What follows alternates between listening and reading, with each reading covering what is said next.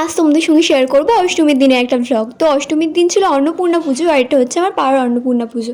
তারপর বেরিয়েছিলাম আমাদের এখানে একটা 12 মাসে 13 পার্বণের যে থিমটা সেটা দেখতে। আর আমরা বেরিয়েছিলাম বন্ধুরা মিলে, সব বন্ধুরা মিলে বেরিয়েছিলাম। তো সপ্তমীর দিনও বন্ধুরা মিলে বেরিয়েছিলাম, আর আজকেও বেরিয়েছি। তো সমস্ত ঠাকুর দেখা তো আগের দিনে কমপ্লিট, বাট এই ঠাকুরটা দেখা বাকি ছিল, তার জন্য বেরিয়েছিলাম। আর ভীষণ সুন্দর লাইটিং করেছিল এখানে, আর প্রথমেই রাধাকৃষ্ণের এই থিমটা করেছিল। তারপরে আমরা এখন ঢুকলাম মেন প্যান্ডেলে।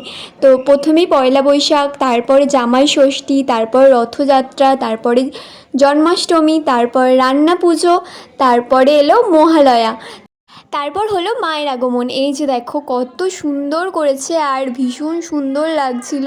এটা হচ্ছে থিমটা, আর ওখানে এই যে মায়ের পুজো হয়েছে। আর এখানে মাঠে নাঙল চষার যে থিমটা সেটা করেছিল, আর এখানে ধান যাচ্ছে। তারপরে এলো কোজাগরী লক্ষ্মী পূজা, তারপরে এলো ভাইফোঁটা, তারপরে এলো নবান্ন উৎসব, তারপরে এলো পৌষ পার্বণ, তো তারপরে এলো সরস্বতী পূজা, তারপরে এলো দোলযাত্রা, তারপরে এলো চড়ক। তো এইভাবে বাংলা মাসটা শেষ হলেও এটাই তুলে ধরেছে, ভীষণ সুন্দর হয়েছিল। আর এখানে দিচ্ছিল পায়েস ভোগ। তো অষ্টমীর পুজো হয়েছিল, আর এই পাগলের মতো যাচ্ছিল।